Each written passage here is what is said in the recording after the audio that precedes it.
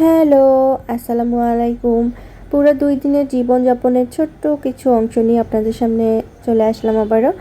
গতকালকে আমি সকালবেলা বারান্দায় গেলাম। তো দেখলাম যে হঠাৎ করে একটা ফড়িং আমার গায়ে এসে পড়লো। ফড়িংটাকে ধরলাম কিন্তু সে বেশি উঠতে পারছিল না। তো ওকে আমি কিছুক্ষণ দেখলাম, উড়িয়ে দেওয়ার চেষ্টা করলাম কিন্তু সে যেতে পারল না। তারপর আমি গাছের মধ্যে লাগিয়ে রেখে দিলাম। দেখলাম একটু পরে উড়ে চলে গেল। তারপর আমার শরীরটা এত বেশি খারাপ ছিল যে আমি রান্না বান্না কোনো কিছুই না করে বাবুকে নিয়ে ঘুমিয়ে পড়েছিলাম। সারাটা দিনই প্রায় আমি শুয়েছিলাম, এতটাই জ্বর আর সর্দি ছিল। তারপর সন্ধ্যার দিকে উঠে মনে হলো যে আমি একটু আলু ভাজি করি। শুধু আলু ভাজি করেই কালকে ভাত খেয়েছি, আর একবার ডাল দিয়ে খেয়েছিলাম। আর আজকে আমার শরীরটা সামান্য একটু ভালো, তবু সর্দি, কান মনে হয় বন্ধ হয়ে আছে, নাক বন্ধ হয়ে আছে, কোনো কিছুই ভালো লাগছে না। তো ছেলের জন্য কিছু একটা রান্না করা দরকার, তাই ভাবলাম যে একটা দুইটা কোয়েল পাখি আছে, দুইটা কোয়েল পাখি একটু রান্না করি।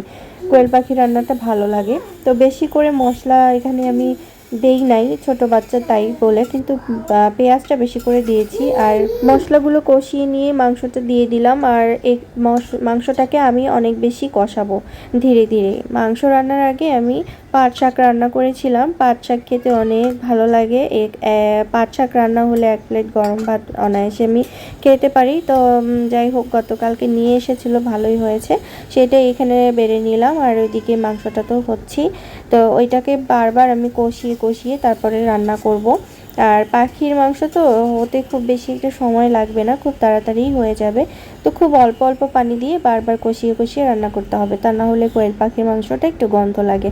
আর আদা রসুনটা একটু বেশি করে দিতে হবে। অন্যান্য মশলাগুলো আমি দিয়ে দিয়েছি, ওইটা ভিডিও করিনি। নেক্সটে আমি থালা বাসন ধুইতে আসলাম, আসার পরে দেখি যে পানি নাই। আজকে একবার কারেন্ট চলে যায়, কারেন্ট রিচার্জ করেছি বাবুকে নিয়ে, খুবই হয়রানি হতে হয়েছিল।